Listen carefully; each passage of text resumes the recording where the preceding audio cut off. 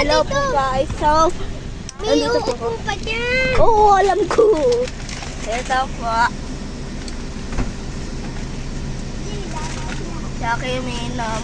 O yung inom o kinakain. Eh kasi naging yelo. Nilagay sa freezer. Oo nga, nilagay nga sa freezer.